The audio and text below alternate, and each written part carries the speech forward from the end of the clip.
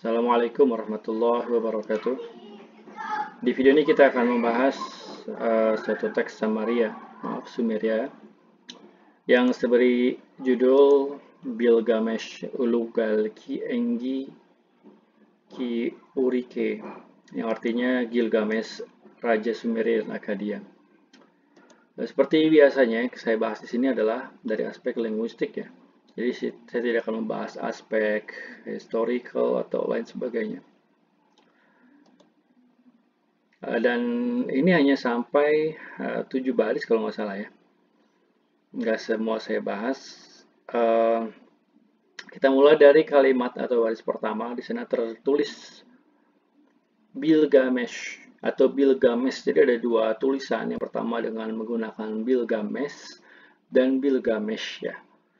Nah, yang menariknya di sini dalam bahasa Sumeria itu bukan Gilgamesh sebagaimana kita ketahui, melainkan Gilgamesh. Kemudian di sana saya beri tanda warna merah pada simbol tertentu, misalnya simbol an atau dingir ini, di mana dia berfungsi sebagai terminatif, di mana juga ia tidak diucapkan dalam kalimat tersebut atau kata tersebut. Jadi yang tersebar itu adalah Gilgamesh gitu ya. Kemudian versi kedua pengucapannya selain Gilgamesh, ini sebenarnya itu dibaca Gilgamesh ya. Nah, sementara yang kedua itu adalah Gilgamesh. Nah, simbol ini dia menandakan bunyi mesh. Nah, gitu ya. Kemudian di kalimat kedua itu ada kata Endimgik.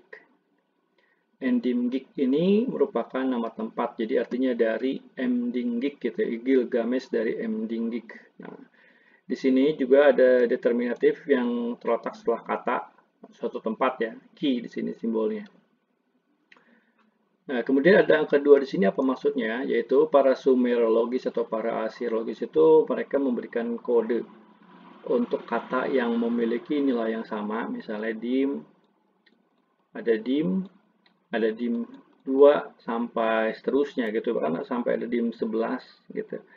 Nah, sebagian lagi memberikan tanda aksen seperti ini, diakritik seperti ini sebagai pengganti dim 2. Jadi kalau kita temukan ada dim 2 atau apapun dengan kata 2, dia penggantinya menggunakan simbol diakritik seperti ini ya. Di kalimat ketiga atau kata ketiga kita temukan ada kata lugal anir.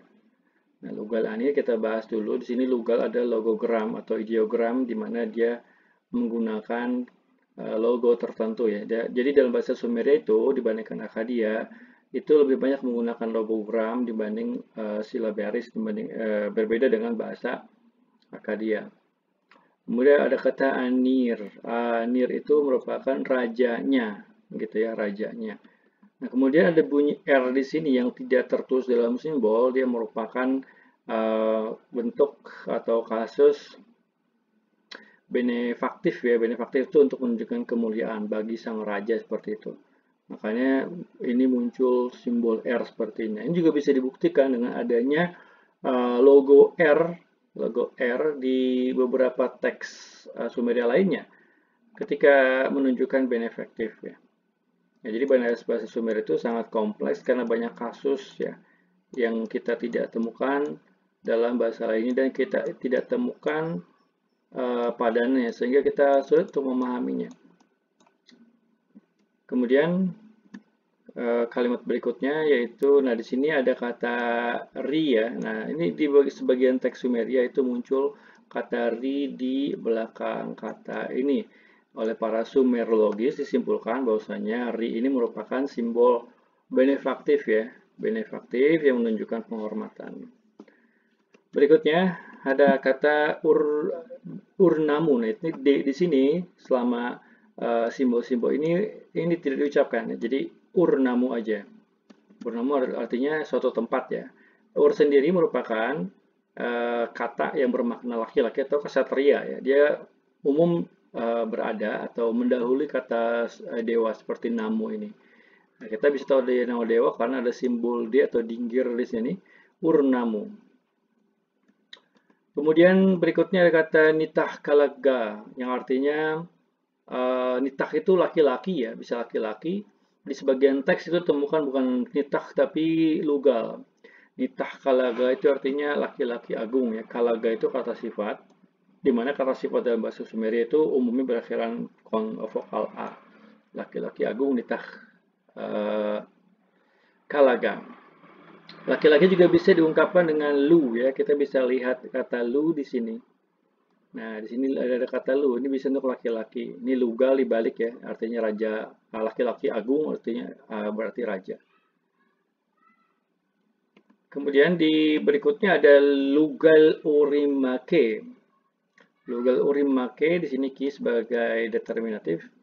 Ada lagi ideogram ini raja ur ya. Lugal ada raja, urim ini maksudnya kota ur.